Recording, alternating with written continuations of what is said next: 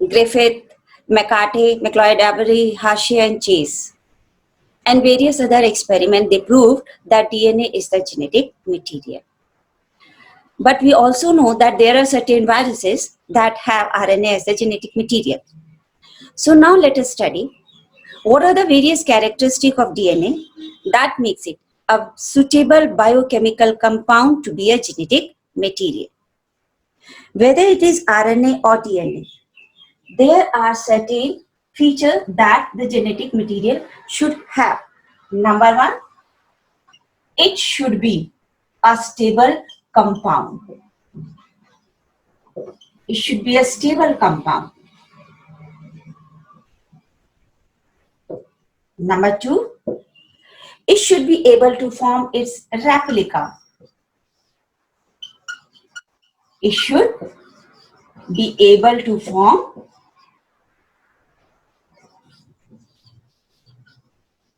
its replica. Why this point is important? Because whenever the cell divides, that copy of this material has to be passed to the next generation. So that is why this point is very important. Third point, it should be able to undergo mutation.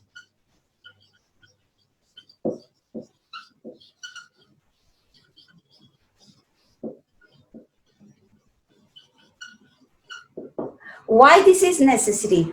Because when it will undergo mutation, this will result in variation, and we know that variation is the basis of evolution. The fourth point, it should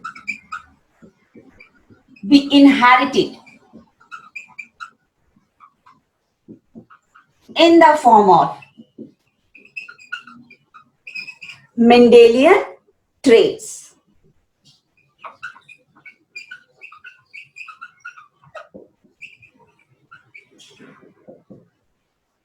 So whether it is RNA or DNA, it should show all these four properties.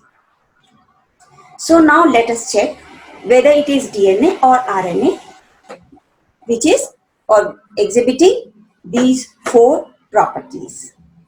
So now the first property of DNA. DNA is a double helix structure.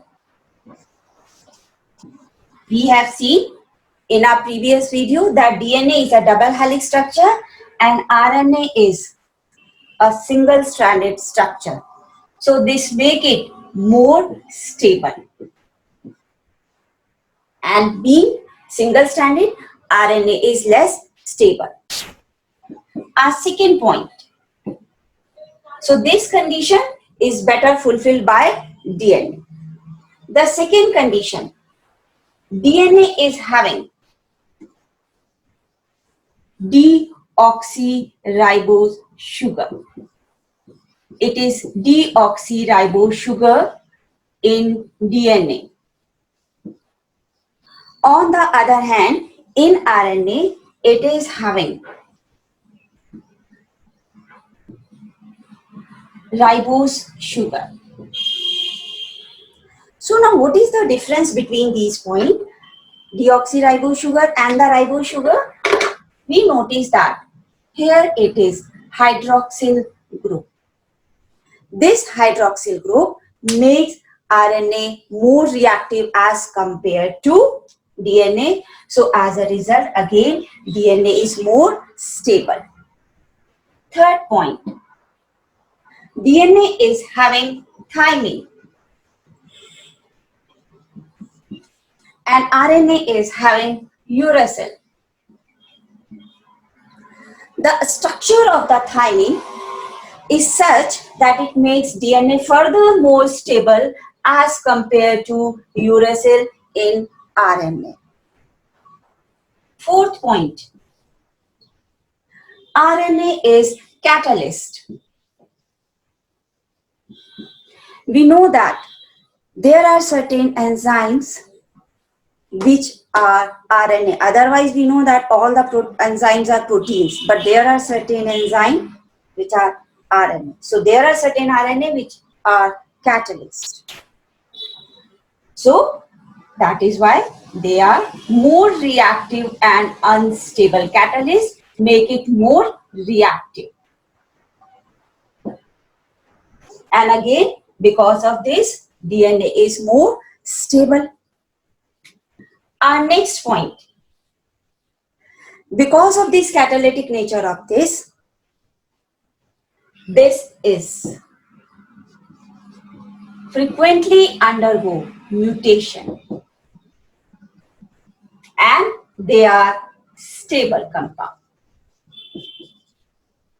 Relatively, DNA, they undergo less mutation. So when we compare all these points, we observe that DNA is a better candidate to be a genetic material than the RNA. But RNA is also having very important role in the molecular basis of inheritance. We know that after the process of transcription, a RNA strand is formed on DNA, and this is known as transcription. DNA is transcripted to RNA, and by the process of translation, proteins are formed. This is called central dogma in the molecular biology. But because of the discovery of an enzyme, reverse transcriptase,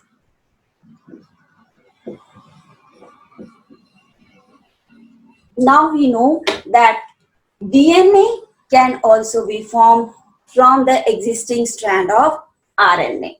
This reverse transcriptase enzyme, this has been found in certain retrovirus. For example, in HIV, hepatitis B, these viruses, they are having the enzyme reverse transcriptase. So in this, RNA is the genetic material, and from this RNA they can synthesize DNA. And not only these RNA, these are of three types. Three types of RNA are there: mRNA, rRNA, and tRNA. All these three types of RNA, they have the information for their synthesis in the DNA. But from the DNA, further process of the protein synthesis, the entire machinery is represented by RNA. So RNA along with DNA, they are forming a molecular basis of inheritance.